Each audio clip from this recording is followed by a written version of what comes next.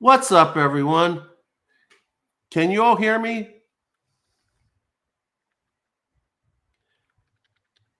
Can you all hear me?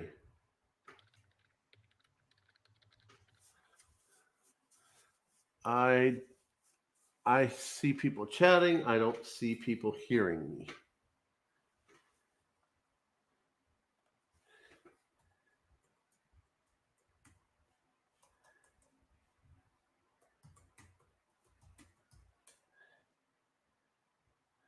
Can you hear me? Okay, Rick Cadle says they can hear me. All right, OC Stacker. Okay, got it. Hello, Michael Stacking, Aspiring Alchemist, my OC Stacker, Rick Cadle, Gary Huffman, Rural Girl, Wolf Metal Stacking. Welcome, everyone. So this live stream is going to be a continuation of the double video. And as you all know, I have done a collaborative double video with none other than my friend and Techo support, Frostbyte Coins and Collectables. What's going on, everybody? How are you? Hope you're well. And Thanks for having me up, Tiger. Thanks for being here and for the help and for the tech and for everything else. So you'll all have to what's that? Check. You'll have to periodically ignore my archaic booyah. Dan Root with the $50. Dan Root. Oh my goodness. Thank you so very much. Dan there Root, you go. The best, man. What's going on, Rule Girl? How are you? Yeah, Gary, I sent you back an email explaining the request. Hopefully you find that interesting. Oh, Gary, did you see the video a few videos back where I showcased everyone's mail that they sent me, including and especially yours? Because if you haven't, please go back and take a look at it, because I thank you for everything. So, just relatively recently, Frosty and I released 2 videos about B.R. MacKay Sons, which some of you may or may not have known about before the videos.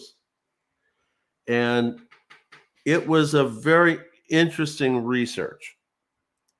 I never heard of them before, and I wasn't sure if anyone else had heard of them before.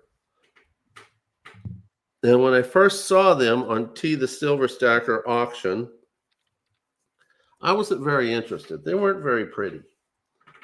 I mean, take a look at it. You know, not very pretty. Hey, Gosh Garnet's in the house. Hey, Gosh, welcome. What's going on, brother? Good to see you. You take a look at it, not very pretty. And since Gosh is here, see, definitely not to the level that local Silver Mint makes their 10-ounce bars. And in my video, I got a question for you. Yeah. With you pouring bars about that same quality, why is that bar collectible? Like, what was it that made you go, why is this bar $500? Metal Matt, thank you for the $5 super chat. I really appreciate it. So basically what got me started off, and you're just a paragraph ahead of me, was I'm looking at these bars. And I'm like, okay, I'm not going to bid on that. Then T the Silver Stacker tells the story of B.R. MacKay Sons, and that B.R. MacKay was arrested and imprisoned for the death of one of his employees because of being exposed to cyanide. Now, if you keep in mind what I do for a living, I'm a physician. So I spent my entire life learning how to be a doctor, and then the rest of my life using that knowledge and skill to hone my skills and try to save lives and make people feel better. So death, boing, up goes one ear. Cyanide, boing, up goes the other ear. Like, what the hell? There's no way in hell I could totally even begin to understand how could you use cyanide? Granted, I am somewhat of a chemist. I got my college degrees as a dual major in chemistry and biology, but mainly had my focus on medical school. But I still love science. So what started, oh gosh, I can't wait till I see those stickers. You got to reserve me some. And by the way, speaking of stickers, I want to sidetrack for just a second. I now have Dog World and Tiger Stacker magnets. So when I come up to local silver mint, I want to know that I can stick some of those magnets all over the place. So when Yankee shows up, we can get them good. Anyway, getting back to the story. So I'm like, how in the world could someone kill someone by exposing them to cyanide on the job? I don't get it. So instantly, I went after the bar.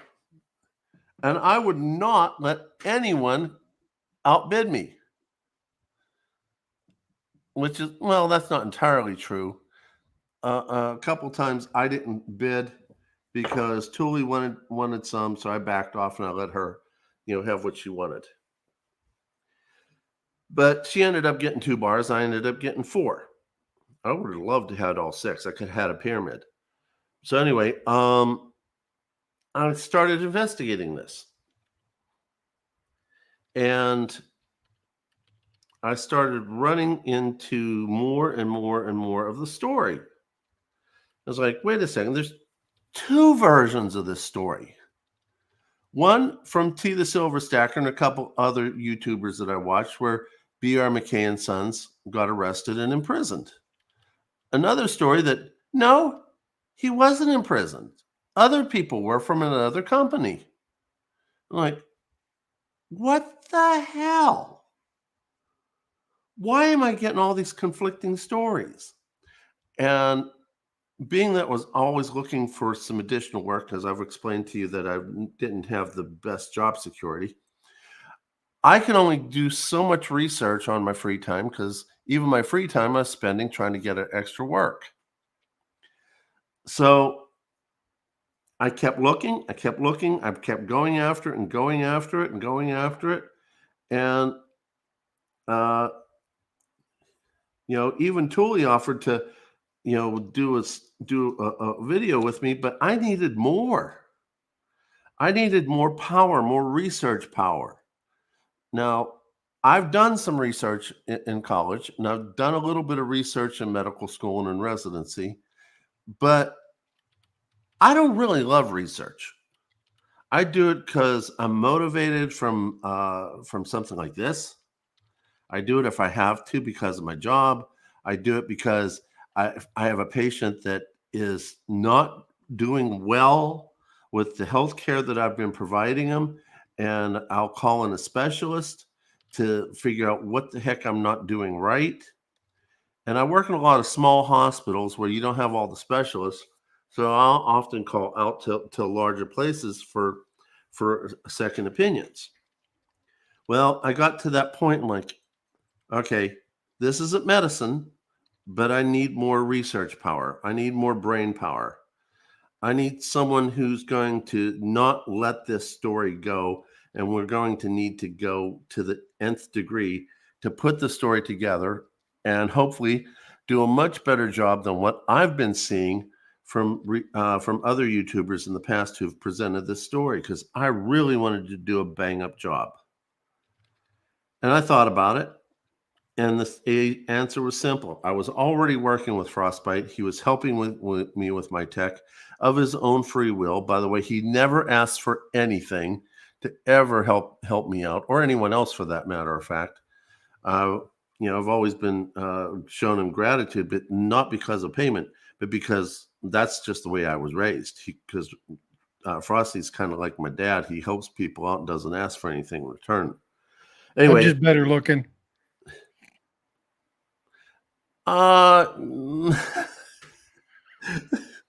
Yeah, He's like, better looking than me. I'll give you that. Better looking than my dad. My dad was a good looking guy. So anyway, what happened was I thought, this is a time that if it was a patient, I'd reach out for help. So I brought the story to Frosty. Thought maybe he'd give me a couple clues what to do. And he offered to jump into the boat with me. And I've seen the amount of research he does on his stories. He does amazing work. And the funny thing is, he likes it more than I do, way more than I do. I mean, I like it a little. This guy, this is like this is like filet mignon to Frosty. I'm straight up nerd. Yes. I'm somewhat nerd, but to your power, no. I'm good. I'm not good. I mean, I'm good, but you love it way more than what I do. So we started talking about it, and he started. Next thing I know, he's pulling stuff up that I couldn't get my fingers on. We started expanding on the story, looking at everything, and then we decided we're ready. Let's do the story. And I did my story, and the Great White Tiger. Thank you, Dan Root. So basically, I did my story because my story started the whole research, and then Frosty went ahead and followed up with his story. Now I went to, hey Dog World, how you doing, sweetheart? By the way, in case you all don't know, that's my wife. So anyway, I went ahead and started, putting this story together. Frosty started throwing his story together, and it was a really good combination. Now, I really want those of you who have not seen the story, you need to go to both Frosty's channel and my channel. Those of you who have seen my channel only, you need to go to Frosty's channel. He did a bang up job. The research, the information, the stuff that was eluding me, how he integrated it with his computer tech to tell the story and make it visually entertaining as well as knowledgeable. I'm shocked, absolutely shocked. So for your education, hey Christopher Smith, for your education as well as entertainment, as well as to get this story out there completely, I respectfully, highly request and recommend go see his story. If you look at Frosty's background, that's what his thumbnail looks like. Bloody Silver Mystique. You need to go see that. So if you haven't, go see it. If you've seen mine presents the story from the beginning of the research. His pulls it all together at the end. So we're going to answer any of the questions that you have here and do the best job that we can. Dog World just dropped a $20 super chat. Oh my goodness. Thank you, baby. You're welcome. Oh, you're talking to her. I'm sorry. Yeah. I'm just kidding. I'm just kidding.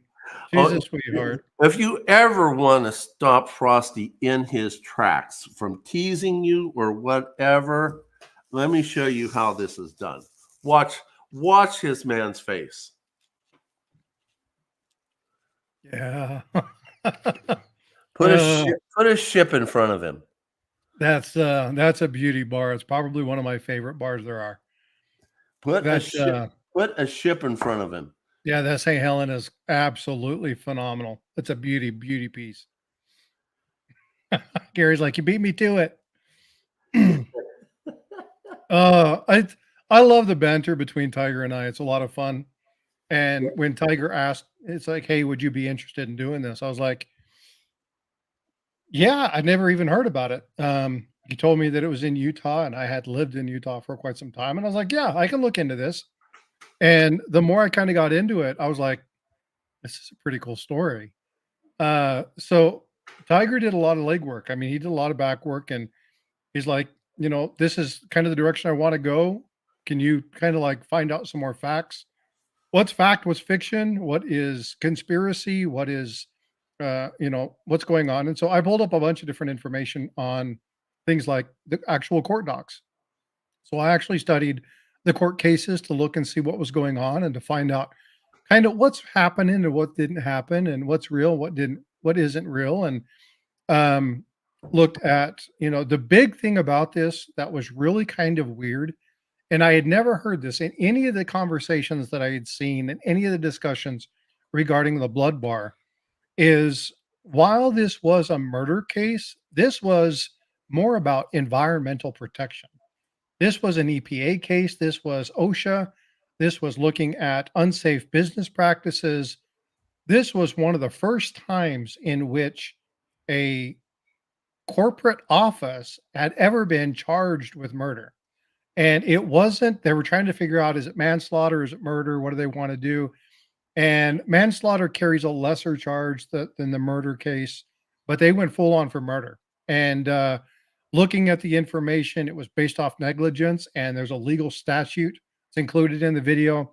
It talks about in the state of Illinois, which is where Film Recovery Services was, that if you have unsafe conditions and somebody dies of it, it's neglect, it's murder. And that's basically what they went to jail for. But it was FRS. It wasn't BR MacKay and Sons. Now, BR MacKay and Sons was actually, he was an unsalaried corporate entity of the Film Recovery Services. So he directed it, right? But he was only a 50% shareholder in the company. He wasn't actually the person in charge of it. A lot of times people are like, well, the head honcho for FRS is the one that got in trouble. He wasn't the only one engaged in this. Now, the one thing that's not clear that I still have to figure out was where a lot of the conspiracy comes in is why did Governor Norm Bangerter reject the extradition from Utah to Illinois? What was that? And that extradition, the stopping of that by Norm Bangerter, the governor of Utah at the time, was one of these things that really caused, well, why wouldn't they let you take him? What's the situation here? And basically, he was an upstanding employee. He was an upstanding person in the state of Utah. And basically, but what happened was that the company he had chartered to do this, because Film Recovery Service is the one who would extract the silver, then they would send the silver to BR MacKay, and BR MacKay would then pour the silver. They would be the ones to actually refine it and make the silver bars. And so he was held liable, but he also did things like he paid the fines and he tried to do what he could to come out and make sure it was taken care of. But he was a stand-up guy, but it wasn't murder in the fact that they tried to hurt somebody. It was just pure neglect. And so what's fascinating is how this story got spun into this really maniacal, devious attempt at a company trying to circumnavigate um, things, and somebody died. It's really not quite that case. It really is just a case of neglect. Um, uh, uh, and this is, on the corporate scale. So because of that, that's why they busted him, and that's why they sent the other two people at FRS to jail. So, but Well, Dog World, thank you for the super sticker. woohoo! Number I do one. got to tell you though, Tiger, she was the first. I was the first person to get a super chat from her. So just saying, she sends you more, but you, I mean, hey, you know, Understood. Understood. She is a sweetheart she is a sweetheart. and way better looking than me. So, what was the thing about this? Is when Tiger was talking to me about this, and again, how can somebody be so irresponsible? That's the line in the video that kind of sticks out. So, why don't you, Tiger? Why don't you take a minute and talk about what you understand the process was, and then I'll talk about how they changed some of the processes. But are there any other questions? Are there questions in chat? Like, you guys have heard this story. You listen to the videos. If you don't listen to the videos, come back and then put stuff in the chat here in Tiger's channel. Um, because again, the engagement, the purpose of doing this stream is twofold. Number one, to ask any questions. We're here to answer the questions based off the information that we've gleaned. The other one is he's so close to 4,000 hours. We wanted to make sure that this was the place that we put it on. So again, any engagement that you guys can give Tiger in this, let's get him to that 4,000 hours. That's a big boon for him. I've already made that mark. I'm good with it. I don't need the additional watch time. I get plenty of watch time between my videos and my streams, but let's get Tiger to that 4,000 hours. That's the big thing right there. Which I want to thank you for. And the thing is that I want to do more videos. I want to do more live streams. And doing the home visiting job took up a lot of time. Plus, I was doing all sorts of computerized paperwork, if you will, to try to get a better paying job. So that took up a lot of my free time to do more videos and more live streams, for which I do apologize, because I know some of the subscribers have mentioned, "Where have you been?" type of thing. And, I already felt bad enough that I wasn't there, because to be honest with you, working that type of home visiting job, trying to find another job, not being on YouTube, that gets to be kind of depressing. In fact, wifey has told me she's only seen me light up on a consistent basis when I'm doing YouTube. So, you all, my friends here in YouTube, actually mean the world to me, because she could tell you point blank that what I just told you is exactly what she told me. And on the 4,000 hours, when we get there, I will be giving away 4 ounces of Tiger coins. So as soon as that happens, I'll be putting that out for subscribers to go ahead and have my gratitude in that way. But the thing is that I wish I had more free time. However, I have been offered a new type of job. I've just done 1 week, got great reports coming back to me, and they're offering more work, which will allow me to, when I'm done, when I'm not working, to be home to do more videos, more live streams for all of you. So I appreciate what you're doing for me, Frosty. So a big shout out to Frosty. Let me do this. Let's get these questions that are in chat real quick. So Yes, the first one I want to address is Aspiring Alchemist. Her question was I exposed to cyanide while handling X-ray films in my own job? No, most likely not. And the reason is that the process that's used, which is basically what they call a wash. Okay. They use chemical precipitation. Now, chemical precipitation, I'm going to get real sciencey for just a minute to explain this. But basically, if you watch that video and you see you have the two beakers, the two flasks there, and he takes the film and he slides that down inside that that solution.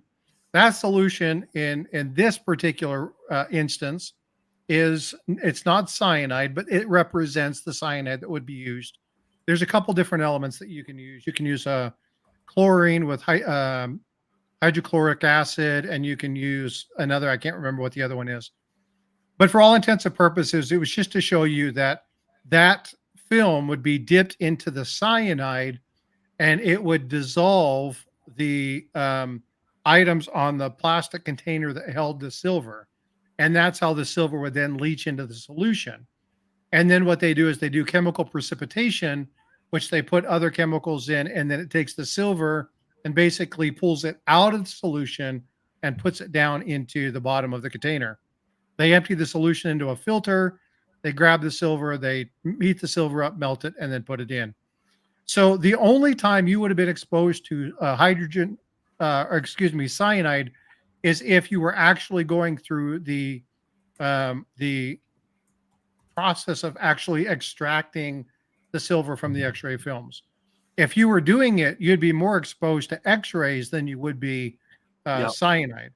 That has its own situation, but in that particular case, then no, you most likely wouldn't have been exposed to the cyanide. No, they don't use the cyanide on the deposition of silver on there. Now, I used to remember what type of silver, because in science you have your anions, you have your cations, and together they balance each other out and make a chemical. I forget exactly what type of cyanide is used to deposit silver, what type of silver is used to deposit silver on X-rays. I do know that on the average, there's about a 0.1 troy ounce amount of silver on an average X-ray film. So 10 of them, you got a troy ounce. But that the cyanide was used at the extraction of the silver off of the films.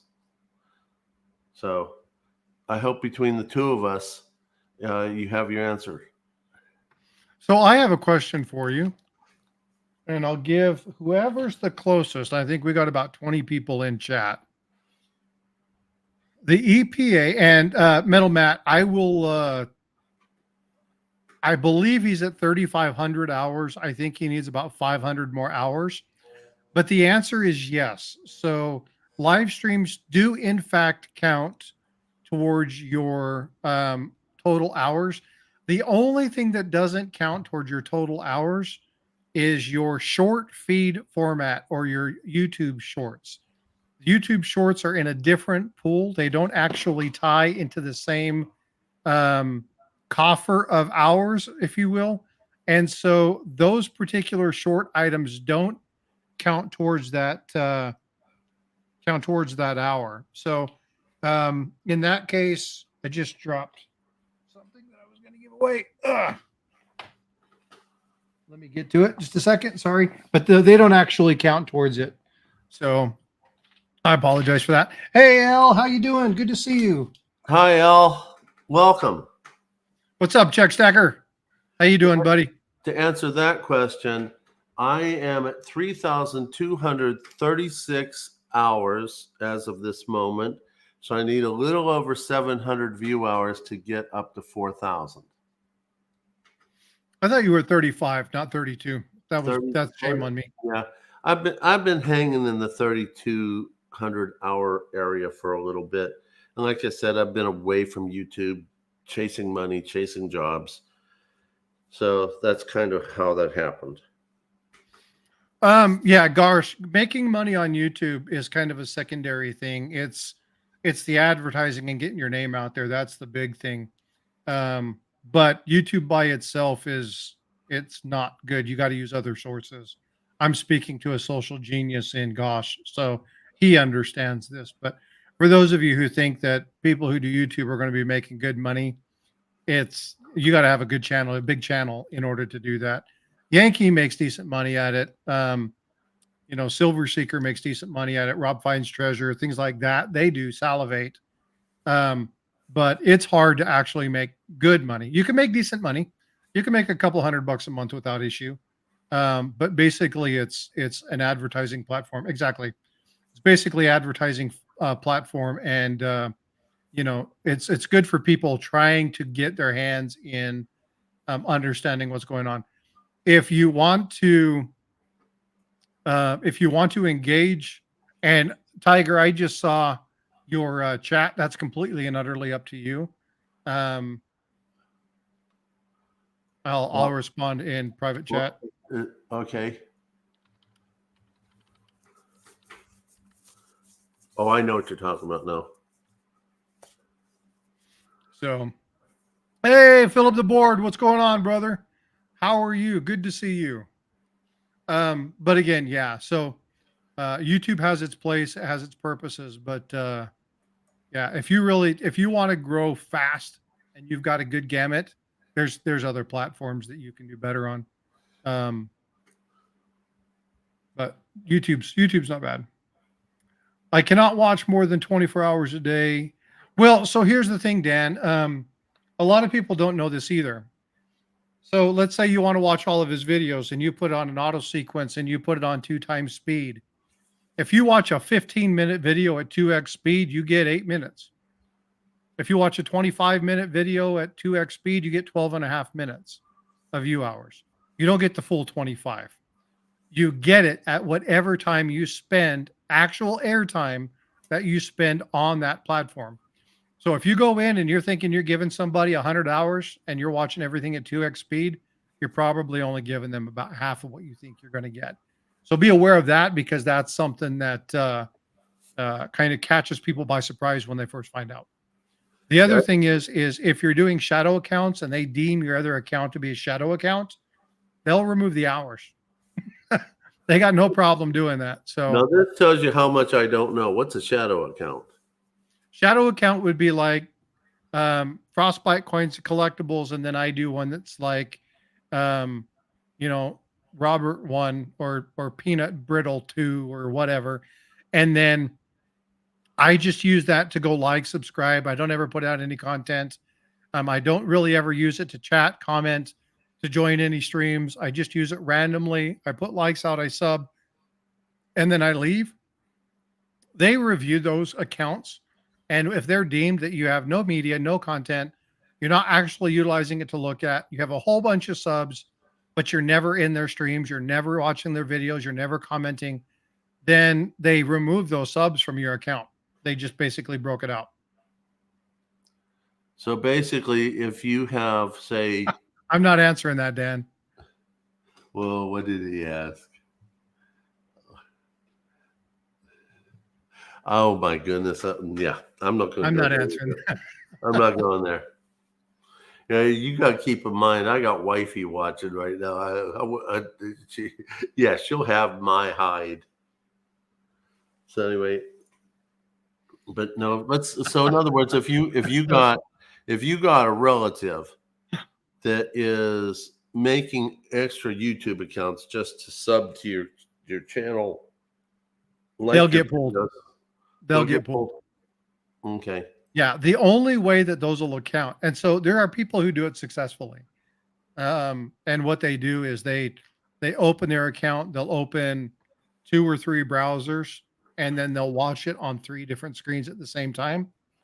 And in that case, you can kind of get away with it, but it all tracks back to the same account unless you're opening up brand new Google accounts, because your Google account, your YouTube account is tied to Google.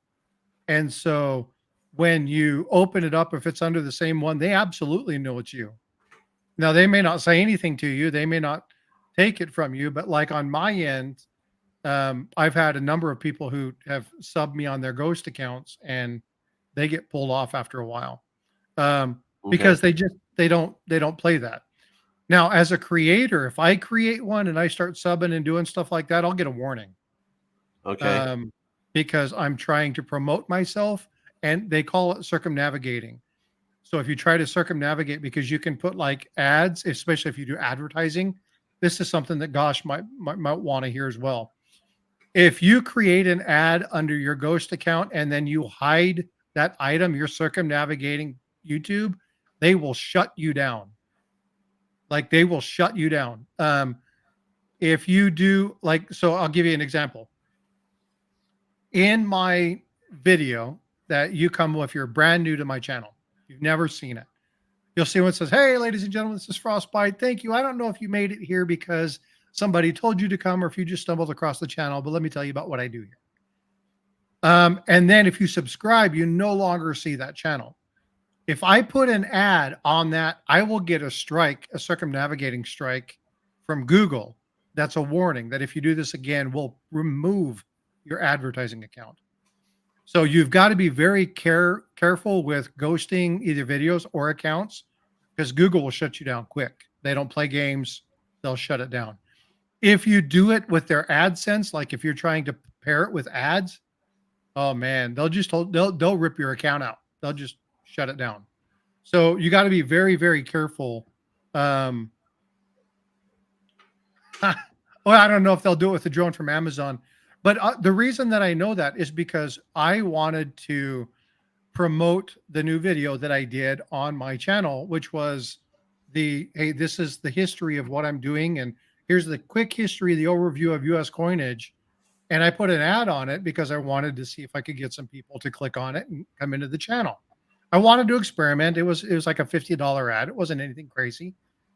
And what happened was when I put that on there so that it disappeared, I immediately got a flag. So you got to be very careful when you're having shadow accounts or, yeah, exactly, trolling accounts.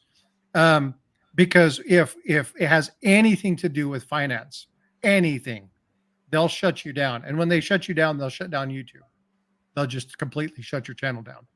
So you've got to be very careful if you're actually managing a channel and you're thinking about ads, you're thinking about doing that stuff. There are a lot of legal issues that you can get into with doing shadow accounts and things like that. So you got to be very careful.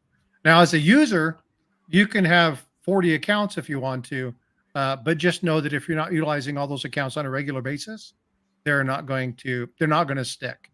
They'll lose those subs. And Tiger, you and I have gone through this a number of times where it's like, well, why did I lose 40 subs or 30 subs and then I get only 20 back?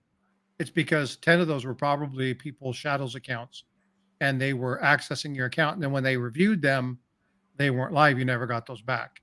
So just be aware of that. So there's two questions here. So one from me and one from someone in the chat. Okay, so if a YouTuber has people doing that to try to build their channel, but they're unaware that that's happening, does the YouTuber get some sort of punishment? They can. Breaking the flaw, 28K subs. Awesome, dude. That's awesome. On YouTube side, YouTube gives you a warning, right? If How about if you don't even know what's going on? Yeah, well, but they'll still give you a warning. Okay. Google will shut you down. Because you're dealing with money now, right? Now you're dealing with the finance side, and they won't do it. They don't play that game. So the warning that I got was, your account's been revoked. And I was like, what did I do? So I went to arbitration and told them, like, look, I'm gonna combat this. Here's what I've done. It's, from what I understand, it's well within the policy. And they explained to me, what you need to do is you need to do it like this. And I immediately changed it. And with them on the line, right? We were chatting. And I'm like, is that what I need to do? And they're like, yep, perfect. And 24 hours later, I was reactivated and up. But you got to be really careful. Understand what the requirements are. Understand what's going on. Because YouTube won't shut you down nearly as quick as Google will. Google will hammer you. So be aware of it. No, I've never had any of that happen, but I've heard of it. And well, you're not full monetized yet. You're just setting stuff up. You're not doing the Yeah, that's really cool. I'll have to go check out that channel. Now I understand why you're here at the Blood Bar. Yeah, it's a cool story. I mean, this was a fun thing. But anyway, yeah, let's get back on track, Tiger. Yeah, that's true. That's true. I digressed. Yeah. There was the one question we didn't answer. We talked about if you double speed it, you get half the person gets half the channel gets half the credit. Someone says, well, if you slow it down, do they get more credit? You get full credit for the video. So that's it. If you turn it down to 25%, you still only get. So if you got an hour video, just for you only get an hour. Yeah, you only get an hour credit. You only get the duration of the video.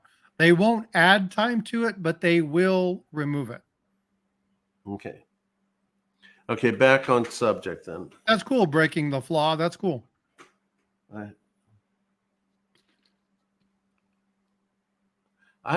You sound like you have an interesting channel, Breaking the Flaw. Never met you before, but welcome.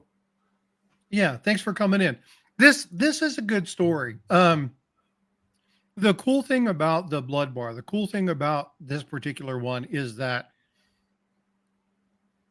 if you look at, so we have a bunch of people in chat right now who understand what silver price is. Gosh darn it, I'm going to call you out, dude. How much is a 10-ounce bar worth? Like if you're just talking spot. Now, Tiger, be quiet. I know you know the answer to this. Okay, now I'm not calling you out specifically, but again, when you talk about this, so you talk about a 10-ounce bar, you know basically what spot is. We're talking $28, $29 right now on spot. I don't know what the exact number is. I haven't paid attention to it this weekend. But so you take 10 ounces, you're looking at 270, 280, 290, maybe $300. So Tiger, how much did you spend? You got hold on. Wait, you got 3 blood bars there, right? 4. You got, no, because there's one that goes in my wallet. Oh, here we go. Here we go. Yeah. I just tease you about this. How much did you spend for each one of these bars? Oh, I'll show you because I label everything. For those of you who don't know me, everything it's labeled. It just is a non-blood bar example. Okay, hold on. Jesus Stacks is breaking the flaw. Hold on. Is that what I'm reading? Jesus Stacks is breaking the flaw. Is that what I just saw? What is that? I see Jesus Stacks in there. Oh, gosh darn it. Okay. That's really cool. I was like, I've seen Jesus Stacks in a bunch of things. Never put the 2 and 2 together. Awesome. Cool. Sorry. That my focus brain. So no problem. So let's see here. This one was, let me try to get them in order here.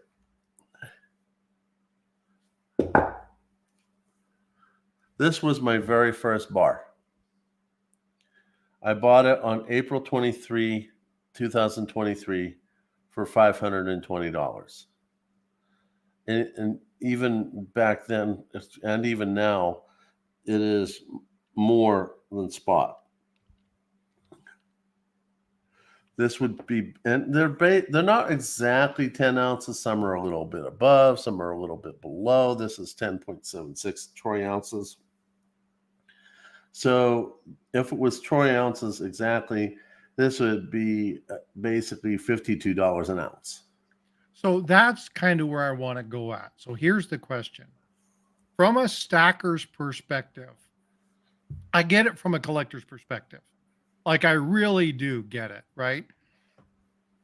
As a stacker's perspective, where did this come from? Like, because this is like way outside of the realm of the normal stacker. Exactly. Now, the funny thing is when I started buying these, I was simultaneously eBaying, price comparing, and this is about what they go for, plus a little bit, minus a little bit. Okay. A few times I got it under what I could have gotten it at eBay for. This was the most expensive one, $630. Um, I was a little overzealous with that one, but it wasn't that far off. This one was 455. I got it for a good bit less. So dollar cost averaging, if you're going to compare, blood bar to blood bar, I was pretty much average per blood bar, because sometimes I got a little under, sometimes got a little over. Well, yeah, but you got a little over because you don't let people beat you. That depends if I want it that bad. Yeah. Okay. So, This but the right thing here, that, I didn't want people to beat me on. yeah, so Gary, that's exactly right. And that's the whole premise for this. So, as a person who's worked with Tiger a bunch over the course of the last 6, 7 months, Tiger's a stacker, right? Now he does some collection stuff and he has some things that he likes, but ultimately he stacks weight. That's his thing. And so what really caught me about this particular story is that it would capture the mind, the eye of a stacker to go, I'm going to spend 2 times spot at that time, right? Because silver was around $23, $24 around that time frame. 2 times spot for the same thing that he could have got in, an Engelhard for even cheaper. Or something he could have got from something else. Like, yeah, look at that. Scottsdale Mint, $254, 10 ounces. Right. So the thing that fascinated me is what would cause a stacker to want to double up on a 10-ounce bar. And so when he asked me to do some research on this, that was my whole premise. Cause I'm like, if that's got him interested and intrigued that much, it's got to be a good story. And so this is why I kind of wanted to jump on this train, so to speak, with Tiger and get to know that. So, I mean, yeah, look at some of these. So, no, bring that one back. Let's show the front of it. Okay. Beautiful Big E Engelhard bar, right? Serialized. We know what these run. Absolutely. Hey, Micah McElfresh, how you doing? Thanks for being in here. Hi, Mike. So there's a lot of really cool, nicely poured bars here. And so for him to spend $520 for a 10-ounce bar was like, why? Like, I didn't understand. That's a gorgeous piece. Next to the St. Helena, that's one of my favorite bars. Of course, my very favorite bar is the Argentinian lady. But do I have one of those? maybe not. You I have mine, but I don't have it here, so I couldn't go grab it, show it to you. That's off site. See, those things are cool as hell. But again, even for that, you didn't spend the same amount of money. No. You spent less for that. That's bigger. Yeah. Yeah. So that big thing with me was like, why would this stacker spend this much money on something that's basically double spot? It didn't make sense to me. And I'm a collector, right? I'm a numismatist. So I look at things and I see the value in some coins and look at gold and gold, 21, 22, 23, $2,400, whatever it might be, and look at the numismatic value and be like, yeah, well, you're still, make sure you know what you have.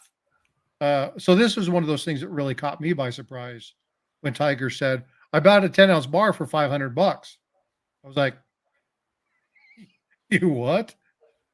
He's like, yeah, it's a cool story. You should look into it. So that's how this whole thing birthed.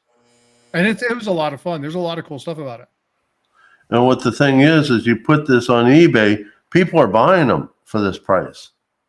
So in theory, if I want to get rid of it, I can.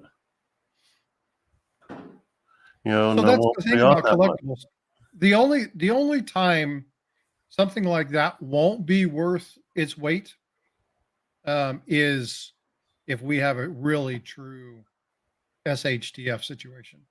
Yeah, then everything's Right. going to be on weight only. Then it's going to be a weight only.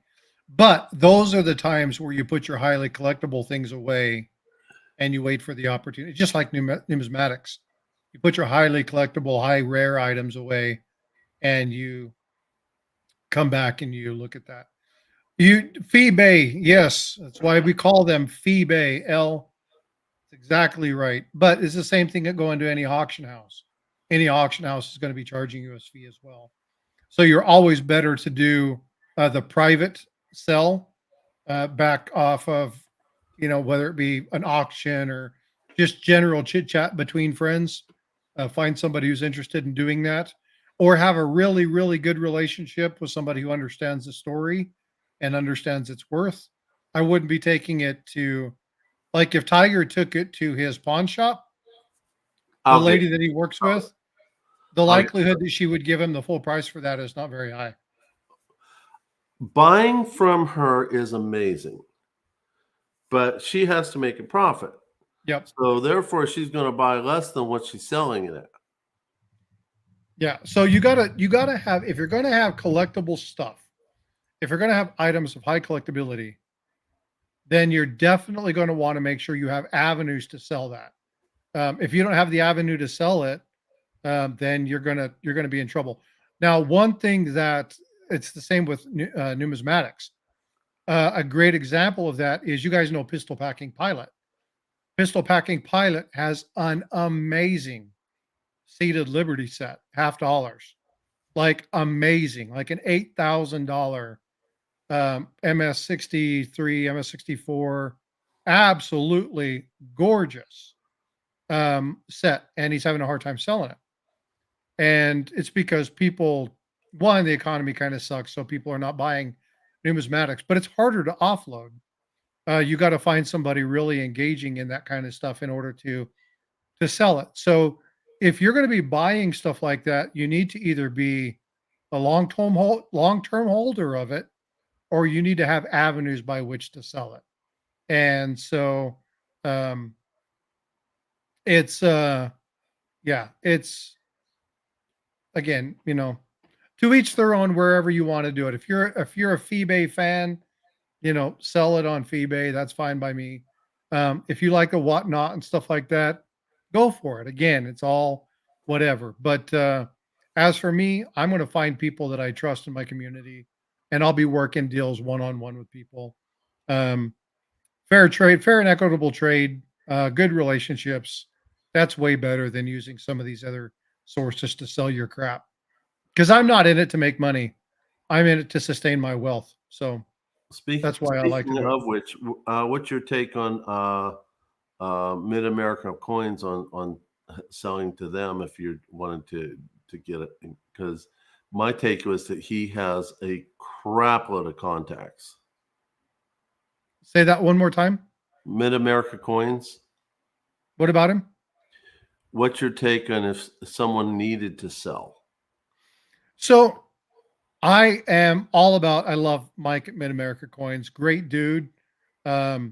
He understands the value of things. He'll give you great deals. So I absolutely love that dude. I would highly recommend, if you're in a situation where you need to sell, call Mid-America. Like, I don't even have to think about it. It's not one of those things where it's not a paid advertisement for Mid-America Coins. He doesn't slide me money under the table. I'm not promoting him because I get something from it. There's no trade that goes on within that relationship, but he's a good, honest dude. And so if you were in a situation where you needed to sell, absolutely, I would be sending stuff to Mike at Mid-America. Absolutely. Well, there was a reason I asked that. You actually talked about this privately, but I wanted to bring it to the chat in case someone needed. I may need to sell in the future unless I can really rack it up with the job, which I'm working on. Right. And as I've mentioned to you and mentioned in previous chats, I have anywhere between 1 and 4 souls to try to get out of Ukraine. And I'm not sure how much of that's going to cost me, but if it's more than what I got, I might have to sell. So I wanted to, based on our private discussion, I called Mid-America.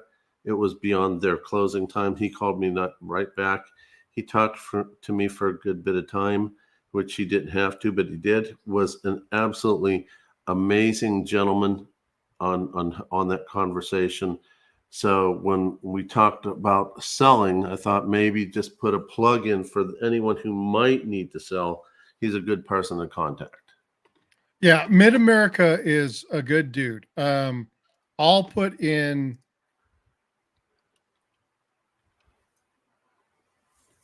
Let me do this real quick.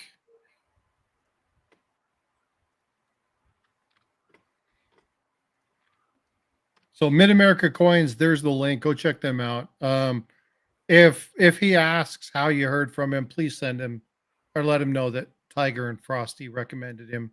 But Mike is a golden dude, man.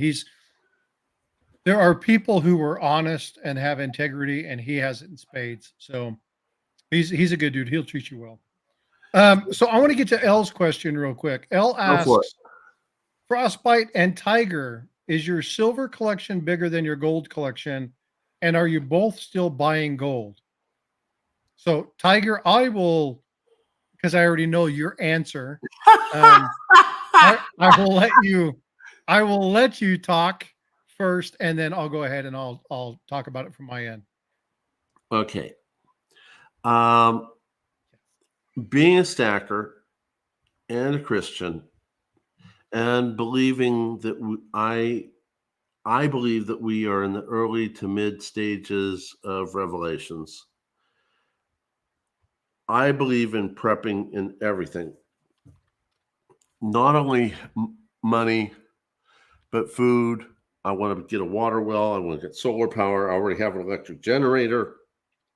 I have 2 to 3 years worth of non-perishable food, chickens in the back, rabbits in the back. My sister-in-law is promised that she's a green thumb and will build us an amazing garden once they get here. So I stack as much as I can about everything. In fact, I want to do some prepping videos, but I'm afraid that in my stacking channel, no one's going to watch them. But that's another story. So the spot price going up, yes. And I understand the mentality of buy the dip, buy the dip, buy the dip, buy the dip. Okay, got it. I sometimes can buy the dip, but my job, my work life, interfering with my lifestyle does not always allow me to wait and buy the dip. Usually it's a problem of time. The one thing I don't have a ton of is time. So I buy when I can. Ergo, I accidentally then do dollar cost averaging. I also love what Silver Joker says, that this doesn't mean anything until you're going to sell, and what you sell it for and what you agree to sell it for. Silver Joker promotes the idea of don't worry about the money side of it. Just stack, wait. And I got that. And for the most part, I agree. Add on top of that, we are living in unprecedented times. Between the BRICS nations, the failing economy, the printing of money, our devaluing of the dollar, the push for CBDCs, the need for us to not be enslaved because of CBDCs, and on top of it, no matter what the spot price is, China is buying more and more and more gold for higher than the spot price is for both gold. They're encouraging their citizens to buy silver, and you got India buying silver for higher than what is the spot price. And as I've heard for the last 3 years, we have not had a major increase in the amount of silver mining. So, and on top of it, I may be having 4 mouths to feed on top of what's already here.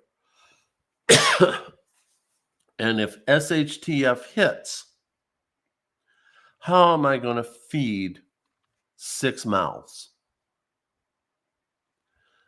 combination of what we can do in our backyard homestead. My sister-in-law, she is a green thumb. I got to temporarily stop buying metals once they get here and buy more non-perishable food. But have I stopped? No. I just haven't bought as much. Combination of having less income and in time. Now with the upcoming new better job, I'm still going to buy, maybe not as aggressively, because I now have to think about putting more food in the non-perishable vault, if you will, and plans to make a better better backyard homestead. But yeah, I still believe in buying gold. I still believe in buying silver. I still believe that no matter what the spot price is, India, China, and others are going to buy it. And therefore, I do not, sorry, I do not think we're going to be seeing big pullbacks. We're going to see pullbacks. That's just the nature of the beast.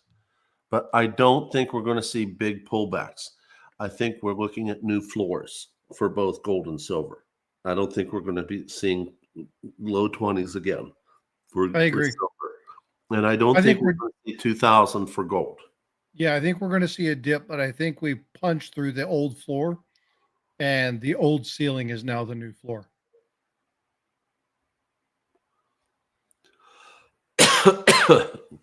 Get something to drink, Tiger, real quick. I am. So on my end, L, reminder that I, by my design, am a numismatist.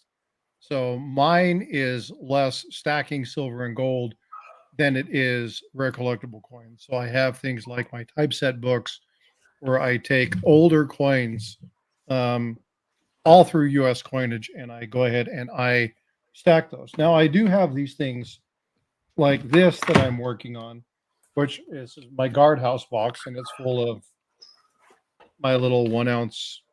Let me get over here, my little 1 ounce bars.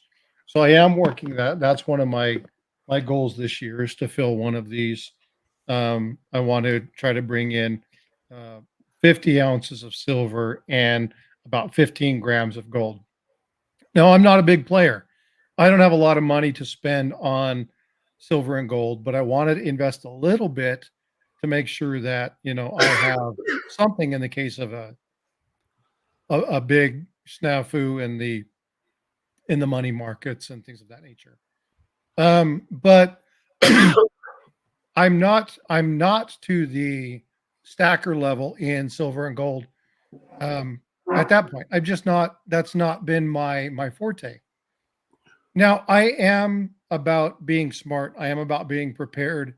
Now I wouldn't call myself a doomsday prepper. I don't have, 90 days worth of water on standby. I have, a month or two of food on reserve.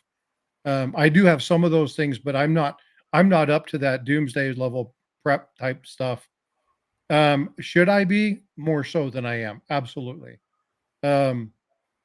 Because there's always an event, a good solid tornado that comes through and wipes out the infrastructure definitely is something that is potentially problematic. Tiger celebrating 420. What does that mean? Actually, so today is April 20th. Okay. And 420 is the national day. It's the police call sign for marijuana. So it's the national 420 day. So we're celebrating 420 by talking about silver, gold, and blood bars. Okay. But it's all good. It's all good. Yeah, hydrate. But again, it's one of those things where mine is a little bit different. Now, I like the collectible stuff. Now, I'm going to show you guys this. Tiger, can you make me big? Yeah. Hold on. Because this was just poured. I love this piece. It's phenomenal. by Angry Warrior Tackle Box. And this is Never Retreat, Never Surrender. This is a monster. Pour number 2. It's 4.23 ounces. I do like pours, but I like pours for a different reason. It's not just the silver content. I like the artistry of it. So when you look at my channel, you look at the things that I collect, you look at those things that I choose to do. Thanks, Tiger. I appreciate it. I like the collectible things. I've got a really, really cool thing that Ringmaster Ray did for me, which was Voldemort's wand, right? And it's That's 14. so cool. You want me to grab it real quick? And I'll show it. I don't think Yeah. anybody's seen that. Let me grab that. I'll be right back. I need to get one of those. Maybe if I get Harry Potter's wand, Frosty and I can have dual wizard duels. What do you think?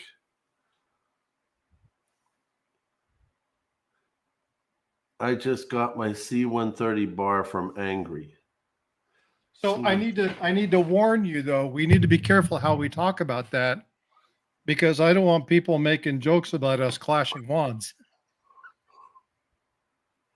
Does that have some sort of weird sexual thing? Yeah.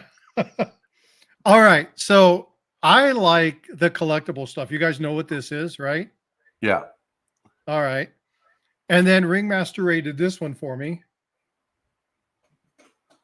Hold on, let me make you big because I can't see it that well. Okay. So this is a silver stormtrooper, right? He's got his little weapon here, and that slides in like this. And he's got a little backpack, but the backpack's sitting over there. I put it aside. So I like the artistry of silver and gold. Now this is really, really bad. I mean, when I saw this, they have them in gold. I just don't have the money to buy it, or I'd be buying this. This dragon staff is amazing. And it's the detail in this thing is exquisite, right? Absolutely gorgeous. Had the sword and sold it, or only kept the bear claw from Comsco. Yeah. So I like this kind of stuff. I like the collectible pieces. This is from who did that? Was it Bullion Rennick? No, it was I can't remember. Black Bullions or something. But here's the piece that I was talking about. And this is Voldemort's wand. Now, this is a hefty little chunky. This is 12 ounces of silver. And this is actual, I mean, it's full on. It's a 1-to-1 scale ratio. You can see Ringmaster Ray's their information. So I collect, but I also stack. But I stack in more of the artwork, right? So I do this kind of thing. And that's why again, when Tiger was talking to me specifically about this blood bar and what was going on that. So this is the kind of stuff that I like to collect and stack. You can make me smaller again. So do I still stack silver? Yes, I still stack silver. Do I stack gold? Yeah. Now I have to buy it because of finance purposes. I have to buy it in the grams.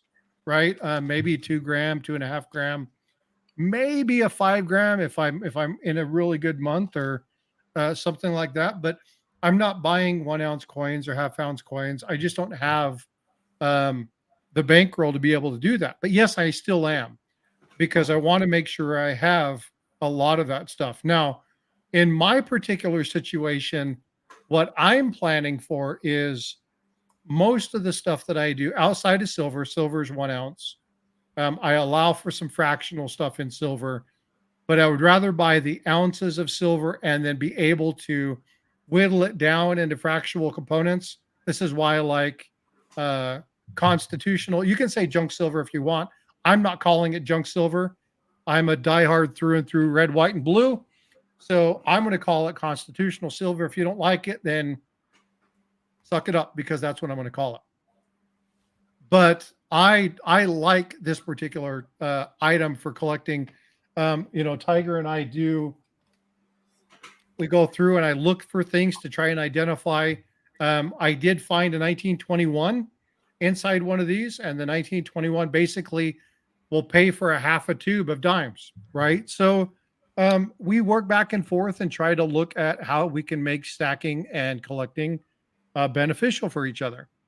And so, do I collect silver? Yeah. Do I collect gold? Yes. Are they my primaries? Yeah. Kind of. The numismatics are my primary piece. But I'm kind of a stack collector, a collector first, and then I stack just because I want to make sure that I protect my resources. So hopefully that answered your question, Ale, about Tiger and myself. Stacking surfers in the house. What's going on, bud? Good to see you. Hey, Surfer. So basically, the whole premise on the blood bar, well, there's a lot of premises, but this one that we're talking about was you have a stacker, me, all of a sudden turned into a collector simply because the scientist and physician in me was set off by death, cyanide, and I couldn't. I don't like mysteries. I have to figure out what is going to be at the end of the mystery before the end of the novel, before the end of the movie, and usually I'm right. But like I said, I wasn't getting anywhere where I wanted to go, and this is an amazing story, especially when you bring in the fact that you have a company in Indiana who prosecuted the recovery services leadership, then went after B.R. MacKay and Sons in Utah, and there's a lot of theorized reasons, but the request to extradite B.R. MacKay was denied multiple times. Eventually, Indiana just quit trying. So I'll let you pick the ball up from here, because that's where you really hit very hard on your videos. Frosty? I'm responding to L.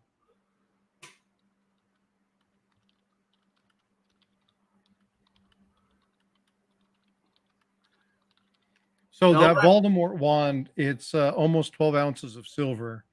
It was a custom poured piece by Ringmaster Ray. That's a garnet. That's a 2.5 ounce or 2.5 carat garnet in his eye. But yeah, phenomenal piece. Great craftsmanship. But you don't just buy these. What they did is he bought the wand and then cast it and then poured it accordingly. But Ringmaster Ray is the person who did it. Reach out to me via email and I'll give you some discussion about prices and stuff like that. The sword, no way. So actually with the sword, what I've got, oh, that's cool, Amy. Mine is diamond. The cool thing about the sword is that my daughter Bifrost is going to draw me a picture of Michael the Archangel with her hand like this, or with his hand like this, and the sword is going to be in it. So it's going to be the actual sword inside the picture. And so that's the purpose for this. I'll be doing this. From my understanding, there's another one coming out because this is going to be a series. It's going to be a series, although there's an additional series that has started also, with the first one being a katana. And where did I won one at auction. I'm believing it was Guido. I'm almost certain it was Guido. So I nailed one down, and I'm waiting for that to come in because Guido does wallets. But I thought it was part of the whole. It started with the St. Michael's, but they said no, that's a completely different series. Both of them the first in their series. Yeah, my thing is that I don't watch these things like I should. Oops, excuse me. I find these things when people say, "Hey, Frosty, did you see this? Go check this out." Because I don't, especially like right now, I'm working so much that I don't have the opportunity to just be watching what everybody's getting and what they put in. Um, I I don't necessarily need the series of these, right? I'm not necessarily collecting the series. I just wanted it because if you've ever held one and you actually look at the detail, the craftsmanship in it, it's an amazing Amazing. piece. It's a really amazing piece. Now, Yeah. what I don't have and I need to get the shields that are associated with these, the Oh, one they and a have half shields inch for shield. them? Huh? They have shields for them? They do. You have the shield? Your wife stole them. Oh, I thought it was going to be of the same type of size. I know what you're talking about now. Yeah, Yeah, I bought yeah. two 1/2 ounces, and you have to keep in mind that St. Michael's is on the Ukrainian coin, silver coin. It's also, I believe, St. Michael's is the guardian angel of Ukraine, if I remember correctly. I don't know if Dog World is still here or not, but if she's here, she might be willing to confirm if I remember everything correctly. So she saw that, and before I knew it, she took both halves. Gone. Yeah. Oh, So Tiger. when I got the first St. Michael's, she saw that. Gone. I had to go get another one. She always wins, dude. She always And wins. and he has no idea where she stores it. She So he finally can't showed take it back. she finally showed it to me. Oh, did she? She finally showed me her stash location, and I'm not going to take it back. I think the worst I'm going to do is actually put it into a separate spreadsheet so that she has an idea how much she Of has. what actually she has? Yeah. Yeah, because she doesn't document anything. Well, you know she's about to add something else nice to her collection here in a couple days. Something you're sending? Mhm. I told you about it the other day. Remember I picked it up from Steve. Sent it your way. Oh, the high relief. The high relief snake with the gold privy on it. Man, you really didn't need to do that, but Yeah, I'm dude. grateful. Yeah, well, you didn't need to send me some of the stuff you sent me either. So, hey. Well, you like I said this before. You remind me of my dad. My dad would do stuff for friends, for family, and expect nothing in return. And if they helped him, he was supremely grateful. So they were fixing each other's cars, fixing each other's houses, remodeling each other's houses, always having each other's backs. And you helped me on tech and I can't return the favor on tech. No, you can't. uh um yeah, So no. so when I see something that lights you up, Oh, such yeah, that's such an as a amazing ship. piece. Yeah. So when I see something that lights you up, Thanks, Al. my heart just goes up. Brain turns off, heart turns on. Bought it for you. End of story. Don't give me a hard time. Yeah, so I want to jump to thank you by the way, Tiger. And Thank again, you. I don't ever ask Tiger for anything. I do it because Tiger and I are buddies and I enjoy working with him. I don't mind helping anybody. I'll work with anybody to help out. Um, but again, my time is valuable. But there are certain people that I just am friends with. I'm really tight knit with, and I want to help just because I know who they are as people. And Tiger is a good soul. He genuinely is a good giving spirit. So I just do what I can to help him out. And we're kindred spirits. He's honored me by telling me that I remind him of his father. I take that as a huge honor. And so in living in that level of integrity, I appreciate it. So JL Centario, if you could have a choice between a half-ounce gold round or a kilo of silver, what would you do? I'm leaning towards the gold, but buying my first kilo bar would be cool. So I'm going to take this one first. Okay. Gold, without fail, gold. And my gold would be pre-33. I would be looking at a half or a gold eagle. That would be my choice. Now, I know Tiger's got some goodies over there where he's got, more, way more than a kilo. So I'll let him answer on his own, but I do know one thing for sure, that for its weight, you can't beat gold, man. You can't. My Thank problem is I just can't afford gold. So I buy it sparingly when I can, when I find good deals, when the prices is right. Um, Now, ultimately, am I spending more per ounce doing it this way? Yes, I am. But it's the only way that I can stack it. And I will tell you this, don't trade your silver for gold right now. Wait, it's not a good time to No, it's trade your not. silver for gold. No, You it's got to not. wait for a while before you do that. So if you have silver, don't trade it in for gold yet. But if you have gold and you want to flip it, I not necessarily advise that, but you can do that. Before I answer Um, the question, what's up, Hassan Hook? Thanks, bud. Appreciate that. before I Yeah, answer don't be my careful with that. before I answer my form of that question, now you can only answer this for yourself, and certainly that's a private thing, and I wouldn't expect you to share it with the chat. But if you haven't worked with SD Bullion, or you haven't worked with them that much, you can get uh, either, last time I looked, a 5-ounce bar of silver or 10 gram of gold at spot. So, you might want to look on that on SD Bullion /new. And no, I'm not getting any kickback.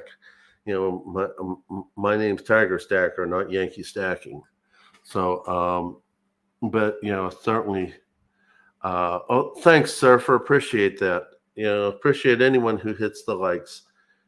But if you can, it might help get you a little bit more of what you want to get for your family. Hey, Tiger. Yeah. Dog World and you just gave me a $10 super thanks on my Blood Bar channel, or on my Blood Bar video. Oh, how So wonderful. thank you, Dog World. I appreciate you. That's awesome. Hey, Broke Stacker. Hey, thanks for coming Bye, in and bro. watching. Have a good one. Take care of yourself. Be blessed. Good night, Broke. Thank you for coming. Appreciate you, man. Asian Hook. Hello. Never met you before. Nice to meet you. So on the silver gold thing, a lot of people feel that that silver hasn't met its pure potential, and it's starting to, which might entirely be the case, and that silver is a better buy. If you have to bug out, it's way heavier to move an equivalent monetary amount of silver than it is gold. Indeed. Yeah, indeed. I'm not planning on bugging out. I plan on bugging in. And if I get the 4 additional souls out of Ukraine and they're here, I have a significant amount of the 3rd most precious metal, lead. Pew pews. And with 6 people armed to the teeth, I don't think it would be very wise, plus 20 dogs here, would be very wise for them to even try to come here. Because I have no problem. If someone threatens my family, I will take them out. And I'll deal with it later. And God forbid anyone should ever touch my wife. I will go after them. I will go after their entire family. No one touches that girl. So, anyway, get back on the subject. Gold is more portable for the amount of money. I don't think it's reached its potential. I let my heart guide me. I buy silver more frequently than I buy gold, but I do buy gold. Bullion, I have bars. I have a little bit of buffaloes and eagles. Most of my eagles are fractional. I'm a huge fan of fractional because we are not, when you have to buy stuff, it's easier to add the fractional to get to a bigger piece than it is to take a big piece and take a knife and whittle it down. So I have a good bit of silver fractional. I have a good bit of gold fractional.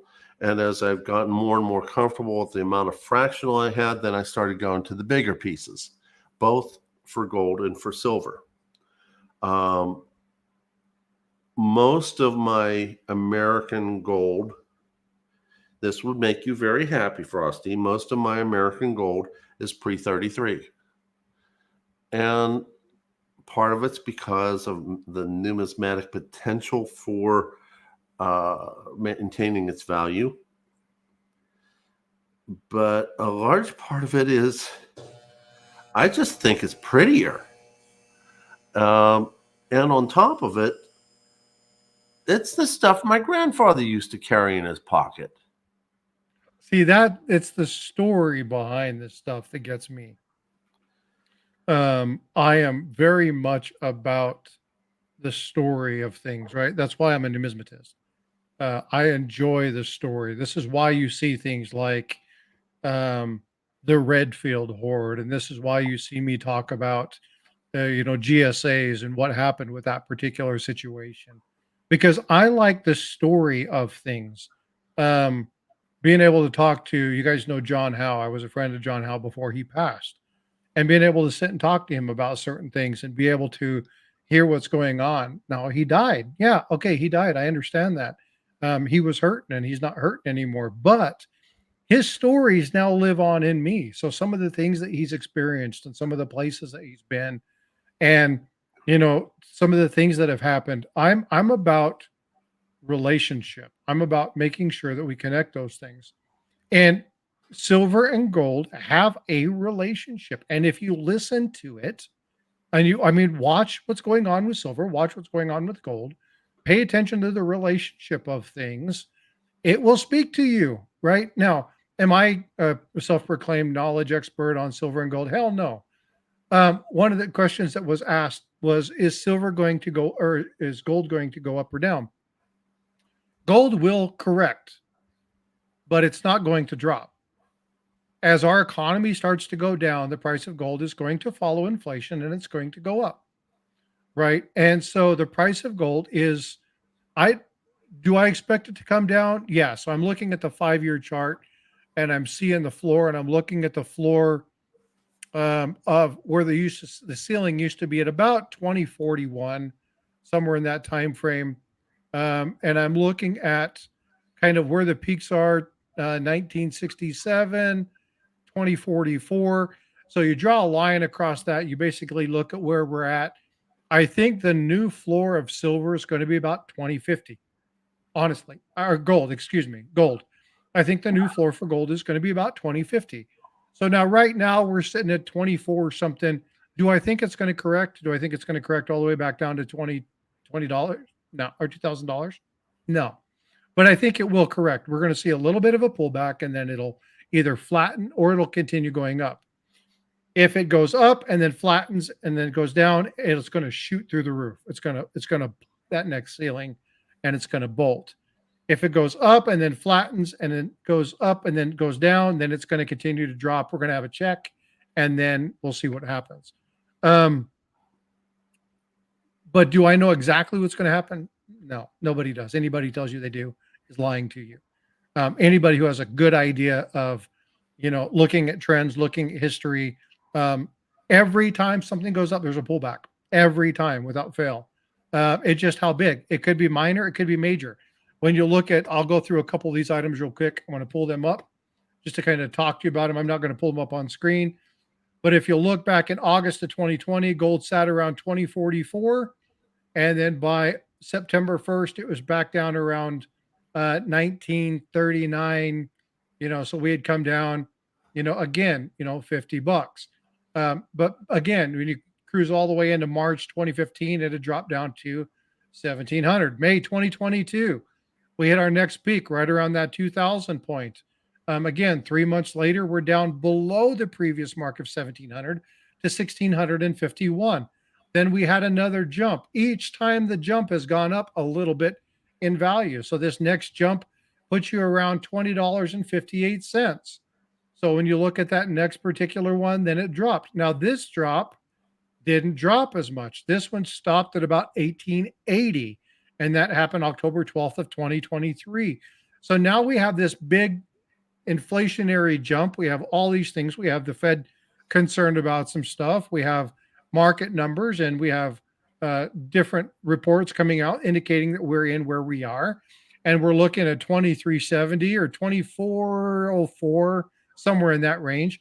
I think we're going to pull back down to 22. But am I certain? No, this is just based off of looking at the history of things. Is it going to happen soon? No, it's probably going to happen over the next 3 to 4 months. My call is by September, we're going to be down about $220, $250, and we're going to be pushing that around the $2,100 mark. And then we're going to have either another check where it kind of just balances out, flutters around, or it shoots up through the roof.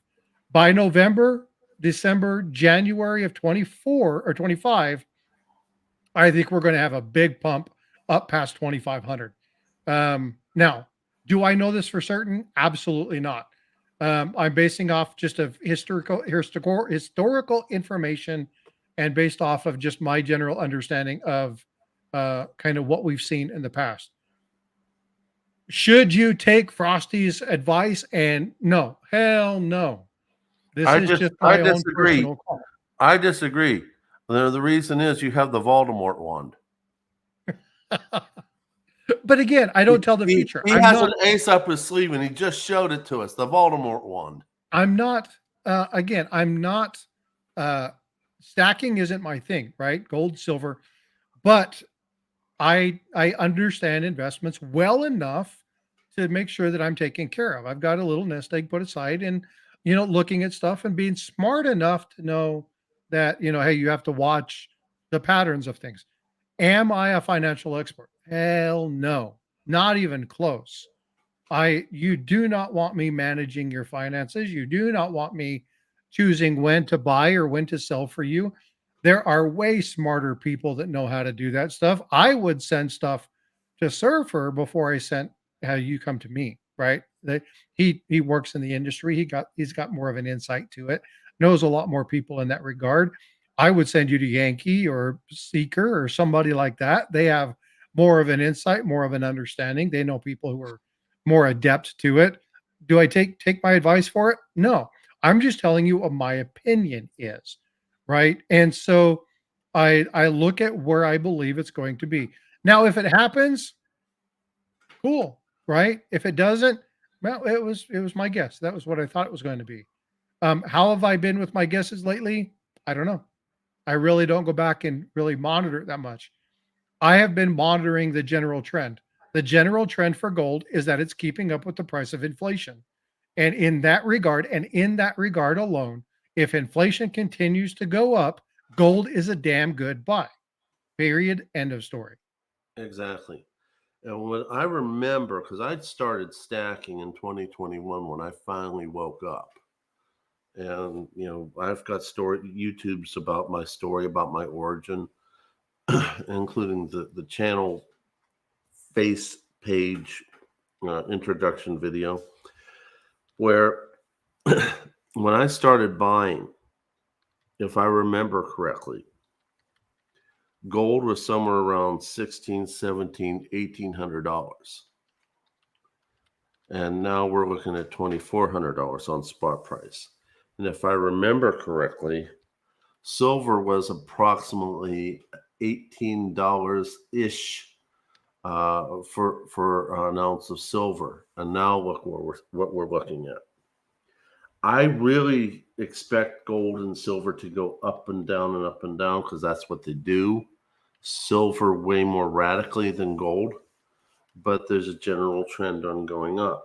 And despite the COMEX and LBMS trying to push it down for various different reasons, I think because India and China are willing to spend more than what the manipulated price of gold and silver, that they're still buying it. More and more people are waking up. More and more people are willing to get it for themselves and willing to pay it. Plus, like I said, the other countries trying to scarf it as much as they can. I don't think we're going to see big drops. The next thing I think that's going to affect the price of gold and silver, and everyone has their opinion. I'm not a financial advisor, but I'm not no one's dummy. Is that it will depend on the election. This is why I said, look, November, December, January timeframe.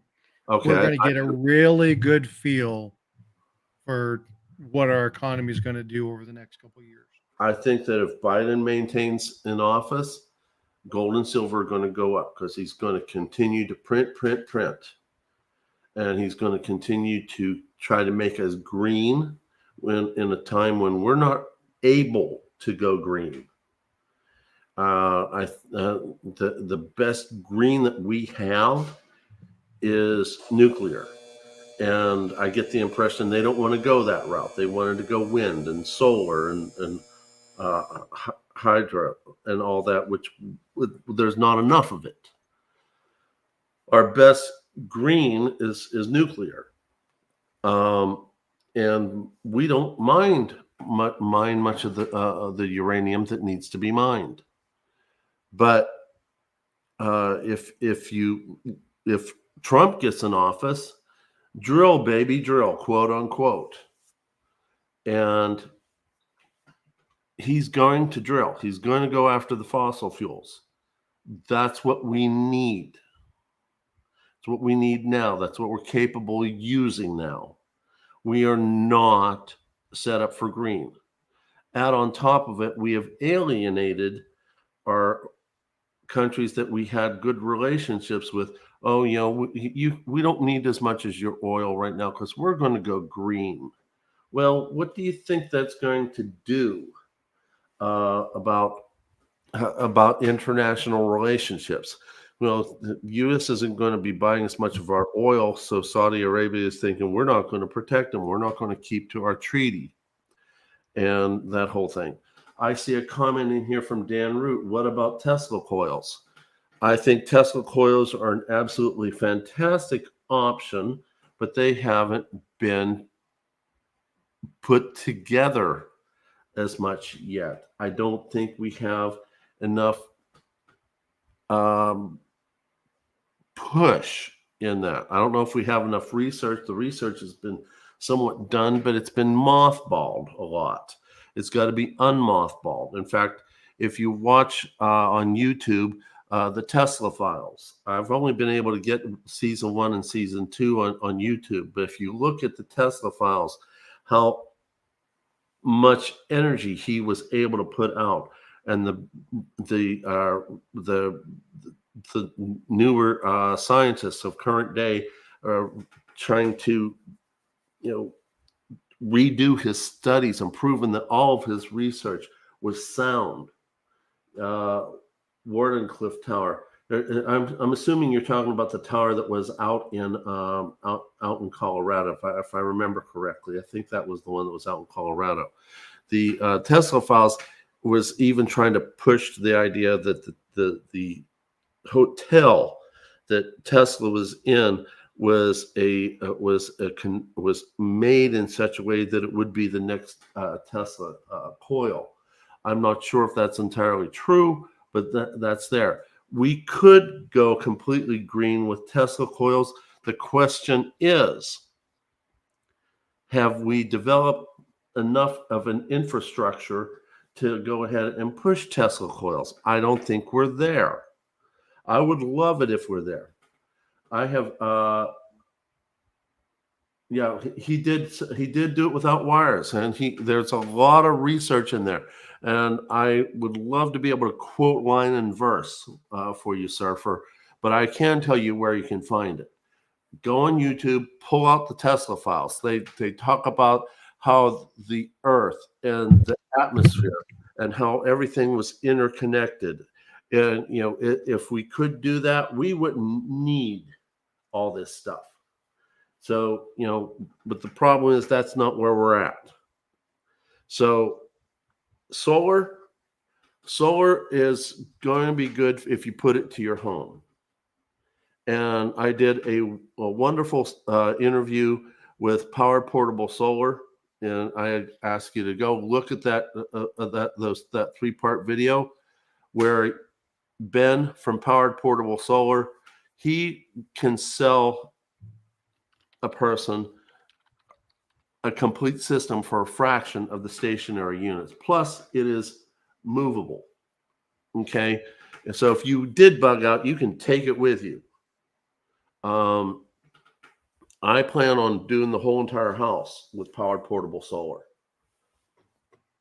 But and what's nice about the Powered Portable Solar, the portable units, you can buy them in tranches. So if you can't afford the whole thing, buy your first tranche and just get your emergency situation done, where your refrigerator, your freezer, the things that you need for absolute survival. Keep your medicines that need to be refrigerated cool. Keep your food good, and then build from there.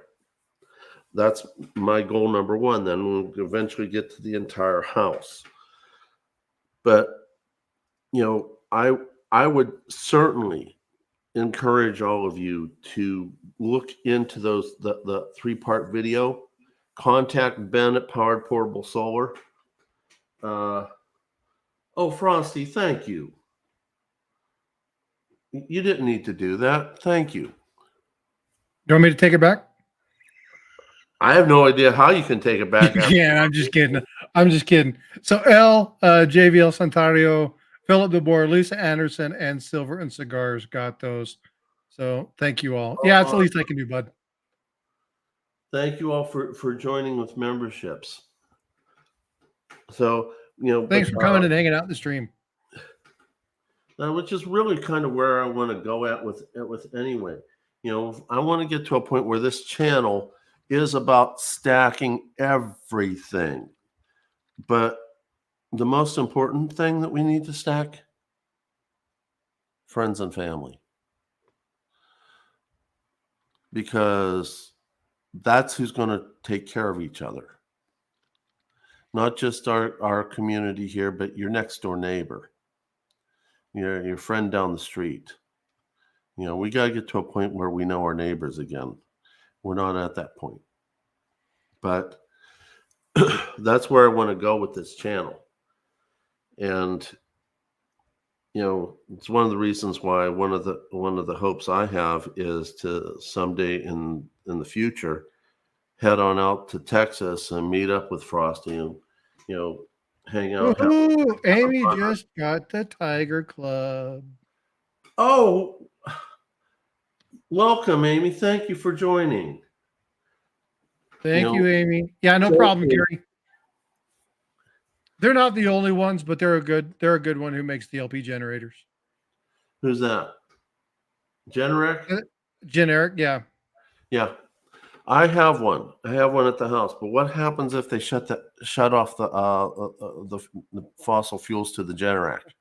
Dead in the water. Yeah, solar is definitely going to be a good thing. But again, you want to have multiple avenues for that, right? There are a lot of different things that you can do to engage in that. So it's just like with I'm gonna reference one of the things that you did when you tested the gold coin. Just like with testing gold, don't rely on one test alone, right? You need a complete option when it comes to self-preservation. So you have to make sure that you have financial in place. You need to make sure you have family and friends in place. You need to make sure you have your spiritual aspect of things covered. You need to make sure you have your body covered, which is food, water. You need to have protection covered, which is the pew pew, the third additional element of stackable metals. There's a lot to cover when you're talking about that. So when you're looking at that layers like onion, yeah, you want to make sure that you're covered and take all different venues. Um, it's really easy to get stuck into a single mind frame and miss a big component if you don't remember the whole health body type thing. You got to make sure that you're covered as an entity. So it's really easy to get talking about silver and gold. It's real easy to talk about it like tiger stacking is talking about, is making sure you cover all bases, and it's health, mind, body, and spirit, right? So you True. have to add finances in there, but finances mean something different in a SHTF situation. And I'm talking like hardcore SHTF situation. Um, so make sure you have good coverage. Oh, I agree. I agree. And I'm seeing here and there about pricing a home generator right now, making too much noise. And yes, you're entirely right. And when that noise goes off and everybody else doesn't have, they're going to look you up. But on the other side of the coin, they see those solar panels on your roof or on some sort of solar array. They're going to know you got it there anyway. Either which case, they're going to come a knocking. One of the things I'm toying with is something I learned from watching Lynette Zhang. When I get to the point that I want to be at, I want to turn my front yard into a garden.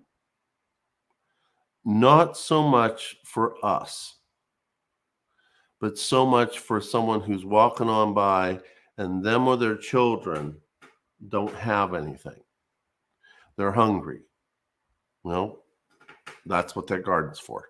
Pick what you want. There's no better way to make someone appreciate you than by being good to them and their family. And the way I was raised in my form of Christianity, you don't refuse people food if you can. So if you have it already growing out there, they can just come and pick it as they want. Now, that I have to put in a caveat. If you have teenage boys, refuse them as much food as you can, or otherwise you'll be broke. Because those bastards will eat you out of house and home.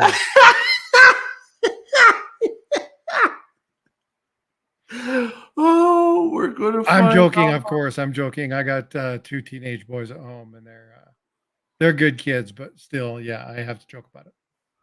Well, God willing, I'll find out about that in about the next 10 years or so. And a lot of you may not know what I'm talking about. Many of you have known that my son has inappropriately not let us, my wife and I, see our grandchildren because he has daddy issues. Well, we were invited at the last minute to my second grandson's baptism. My wife didn't go because she's highly offended. I did go. And I pray I'm not misreading, but it looks like maybe he might be willing to reverse his course of direction. And in which case, if that's the case, in about 10 years, I'm going to find out how much teenage boys can eat you out of house and home.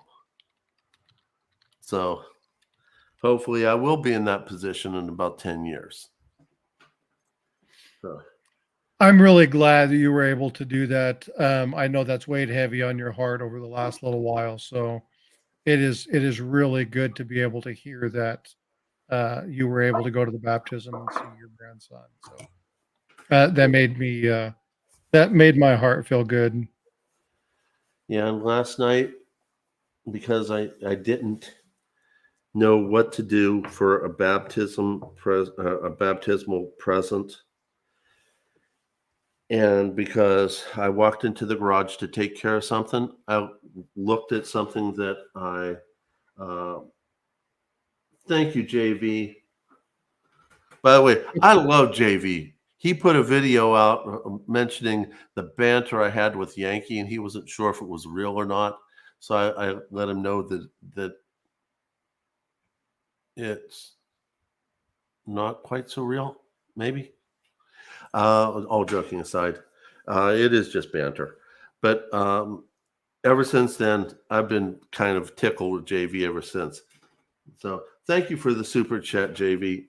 As last night, I spent all night practicing making silver pours from the second grandson who got baptized, and I made a second one for his brother, just so that later on in life he won't feel that he was left out. These aren't them. I'd already given them to my two grandsons earlier today.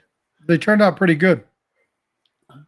Yeah, not so bad for someone who's still learning the skill. The ones that you took to your grandsons were better than those ones, though. Oh yeah, definitely. They I'm were much better than those ones. Yeah. The I'm ones you took to toying, your grandsons were really nice. I'm toying with remelting those. That's why I haven't stamped them or anything. My very first one, I didn't realize how fast silver would pour out, and this one, it went to the top of the mold. So I have a feeling I'm definitely gonna remelt that one. So thank you, Elle.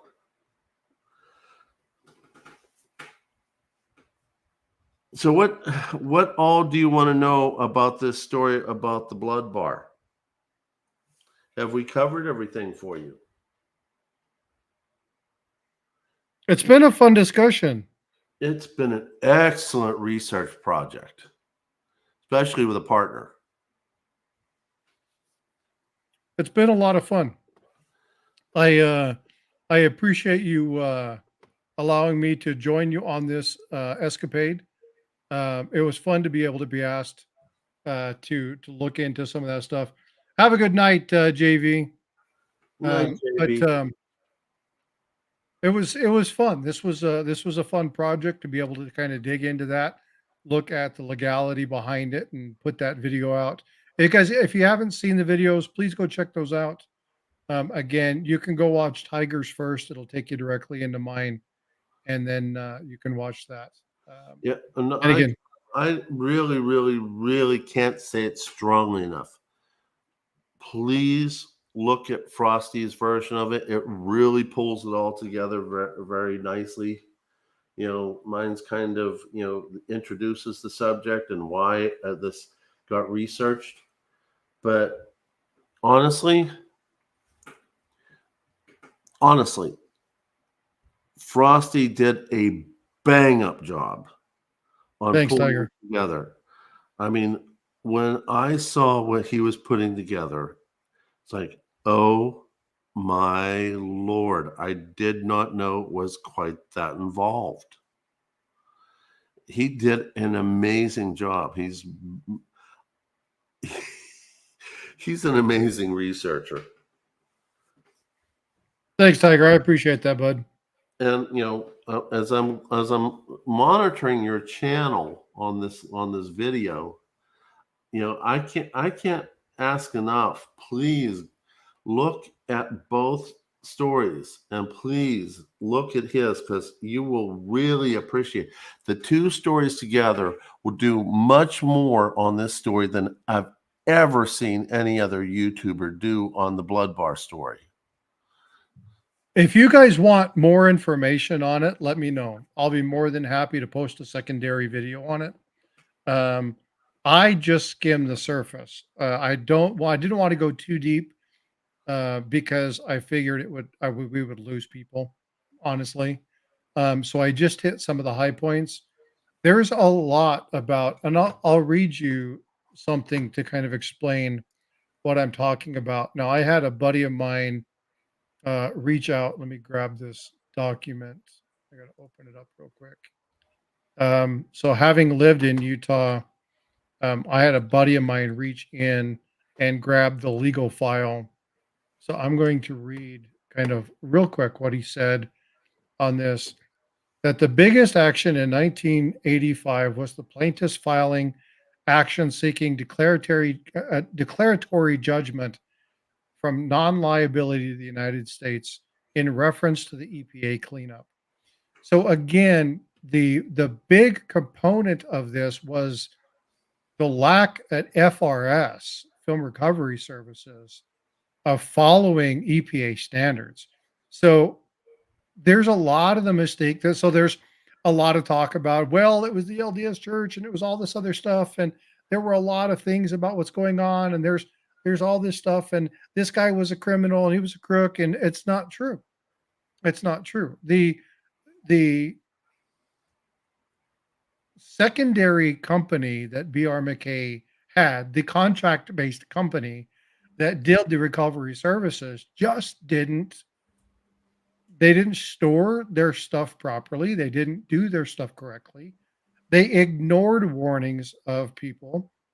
And ultimately, it came down to negligence. I mean, that's basically all the story is. So if you want me to take it from a corporate law standpoint, if you want me to take it from really kind of digging into that, knowing that I'll probably only get like 20 views on the damn thing, I don't mind doing that. Here's the thing about my channel. I want to provide good quality information. I don't care if I get 10,000 views on something. I'm not here to be the best channel on YouTube. I'm not here to be one of the most money-making channels on YouTube. I'm here to provide good, reliable information that if you watch one of my videos, you can take that to the bank and you can take that. I know Philip, the board was here earlier, sending me a message saying, hey, that video you did of the 1877 Indian head scent helped me identify an authentic version of one that we found in a bag of pennies. That is what I'm here for. That's what I'm here to help with. So if I can do a video, you guys see something on a cool coin, or you guys like, hey, what is the difference between this? Let me know. I'll be happy to do it for you. Bye, El. Thank you. Good to see you. Take care. And thank you, Dan Root, for being here. Appreciate you so much. But again, you know, this partnership between Tiger and I, this isn't the last collaboration we're going to do. We're going to do a lot more of this stuff. We've talked about it. We got different avenues, different viewpoints, and we can take these stories from a couple different lenses and hopefully provide you some different viewpoints on stories. Some you may have heard, some you may not have. So you can expect a lot more coming from the two of us here in the near future.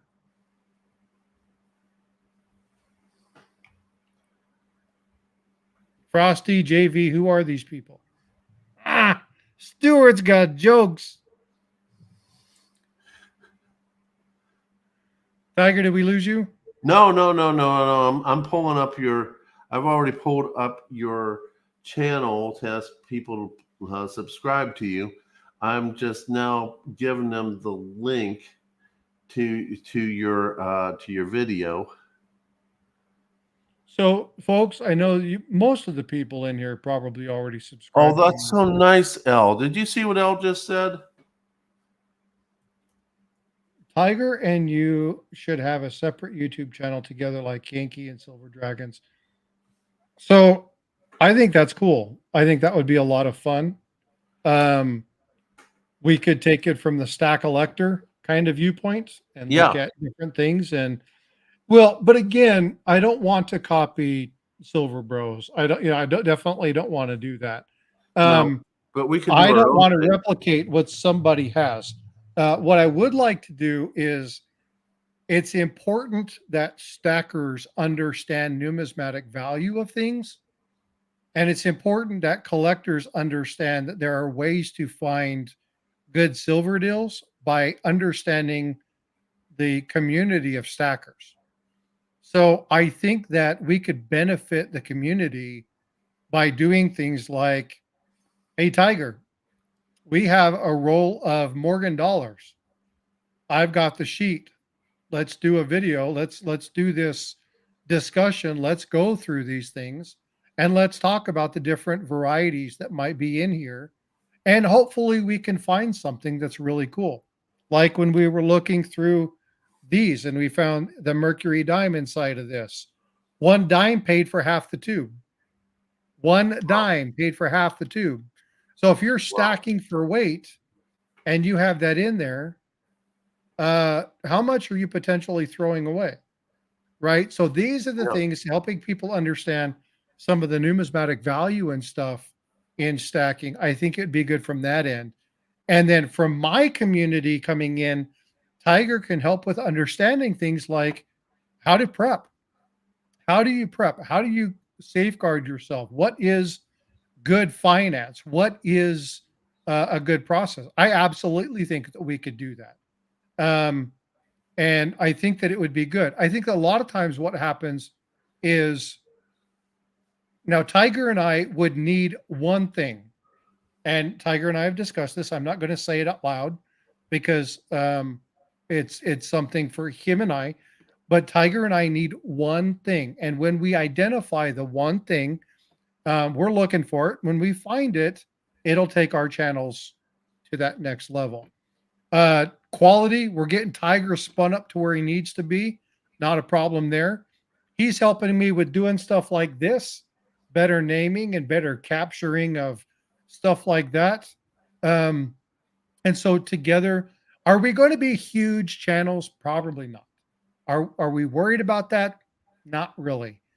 Does Tiger want to be bigger and does he want to make money and be able to quit being a full-time travel doc? Yeah.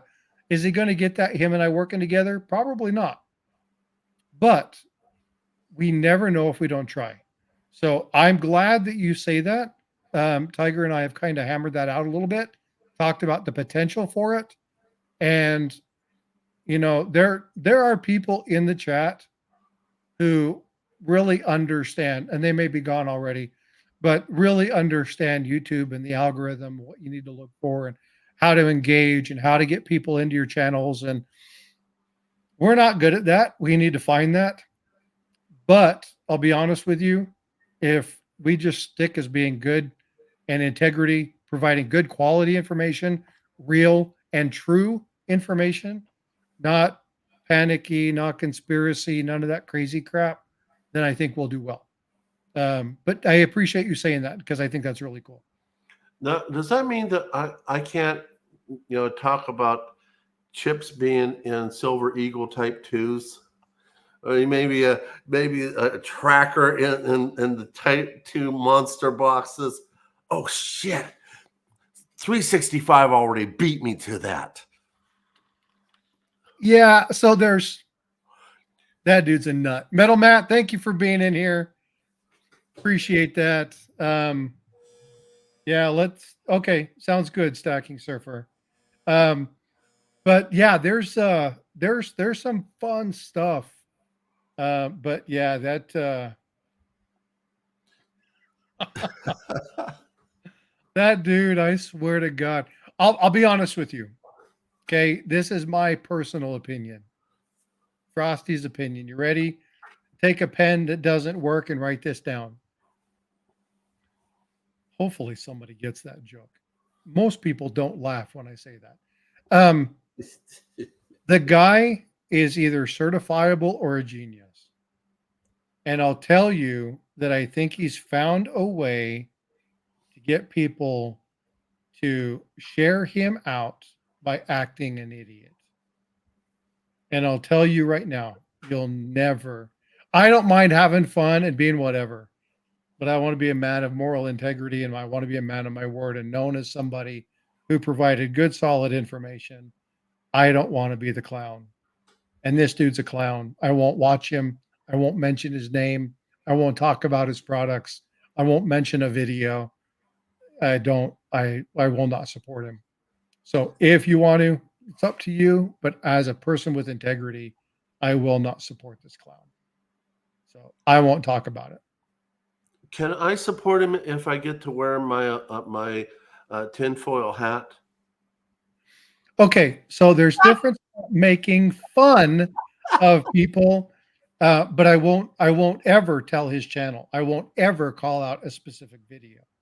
I will never promote foolishness because there's too much of it on YouTube. We need good, solid, reliable information, and we need people to have good sources of information. We need people to be true and reliable. If you're going to play that clown crap, then go ahead, but I ain't going to be watching you because It's a I need great good, way to reliable. get the subscribers and the counts and If the that's all you're after, videos. then do it. Yeah. But I'm after being a man of integrity and my man of my word. Well, I you want to gotta provide you good sources. There's too much crap out there already. There's too many buffoons out there. And there's go enjoy it. That's what you want to do. Go enjoy it. well, you got to keep in mind that you and I say the same thing, maybe a little differently, but we say the same thing, is that in the end, we are not going to be here. We're going to be Yep. decomposing in the earth, or at least our bodies will. Are you still there? I am. Okay. I had to go off camera for a second. We will be stacked ourselves. We won't be part of this earth anymore. And we will be, if we play our cards right and do as best as we can and apologize for the screw ups that we've made in our life, we will be stacked by our Lord and Savior and brought to heaven. Now, if you're trying to just sell yourself, to sell your channel, to sell whatever, to pump gold and silver and all that, then I don't see that person getting stacked in heaven. Well, being a clown doesn't mean that you're not a person with good moral fiber. Being a goofball, right? I tell dad jokes all the time. It's what I do. I don't mind. I want to have people look at me and enjoy and remember Frosty was smart. Frosty was good, but I could always trust his videos to be true and accurate. Exactly. I don't want to be known as the clown. I don't want to. You want to make fun of me? Make fun of me. I don't mind being made fun of, but I don't want to be the clown. I don't want to do something that is so foolish that's how people know me. I want to be a man known for helping my brother. I want to be a piece of iron in your toolkit, right? Yeah. Wood doesn't sharpen an axe. Wood dulls an axe. You want to be wood if you want to. Go chop wood all you want to, but by the time you're done, your tools are going to be dull. I want to be that sharpening stone. I want to be that piece of steel that sharpens you, that makes you a better person. And that's what I'm here for. Exactly. And so, will I sacrifice the size of my channel to be a man of integrity and honesty and truth? Yes, I will. Because that's what I want to be known as. Well, I've also said that in my line of work that, when I was young, I wanted to be just like my family doctor. He was a good man. He was a good doctor. He was kind. And I wanted to be like him. And then I got hit across the head with student loans, and they're constant pestering while you're in medical school. And they're, when are you going to pay? When are you going to pay? When are you going to pay? And you're a student. You don't making anything yet. And then slowly I decided I was going to try to go into orthopedics because they make a crap load of money, and I can quit getting nagged by the creditors. And I lost track. And patients, human beings are not stupid. They know what your motivation are. They can figure it out.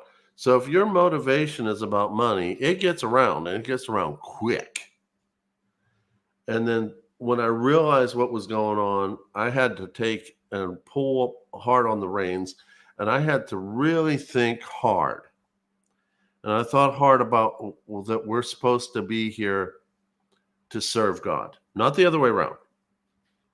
And by serving God, in my world, you serve the patients. So just like a priest is there to heal the soul, the doctor is here to heal the body. In either which case, you're a servant. You serve the people. Because as you're serving the people, you're serving God's people, therefore you're serving God. You're not the most important part. And when I started realizing that my job, and this may sound a little weird, I started looking myself as a waitress with a stethoscope. And I started putting the patients first. And I started becoming a better doctor just from that mentality.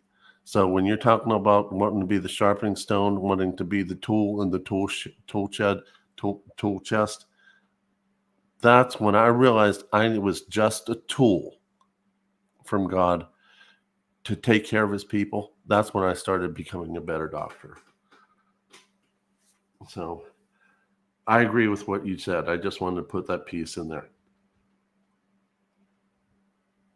Dan Root, don't forget the present. I'm not quite following, but okay. We can't hear you. The past is history. The future is a mystery. But stay tuned in the present because it's a gift. So make sure you do your here and now. Again, when I talk about relationships, make sure as a person you cover the whole entity of self, mind, body, spirit. Obviously we talk about finances and stuff of that here as well, but you have to be a whole person. So make sure you're covering all aspects of that. I agree.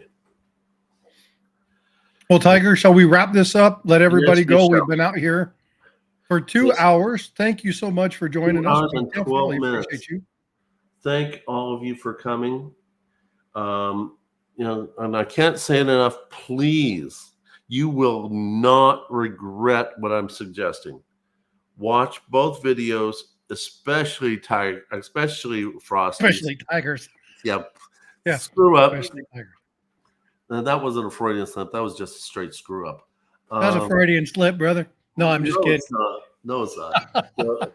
But no, It's all good. You will not be disappointed. This man tells an excellent story. He's got great stories on the Renfield Horde.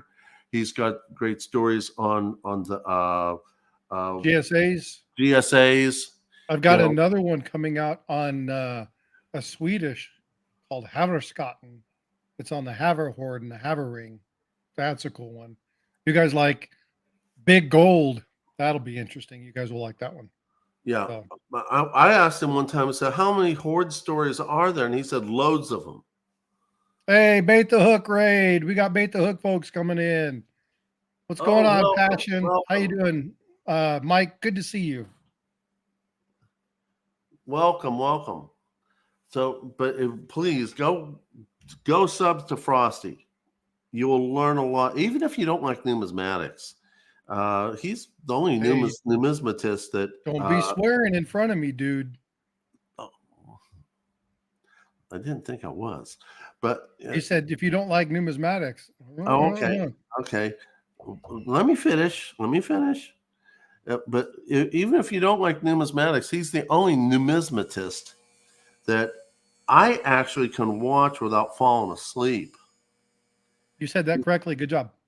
Yeah, I've been practicing. Practicing saying numismatist, practicing pouring silver. It's all practice. So, but no, you're going to love that story about the blood bar, his version of it. And if you watch his other stuff, trust me, you're going to love his storytelling. He's an Thanks, amazing thanks, Real storyteller. Girl. That's very nice.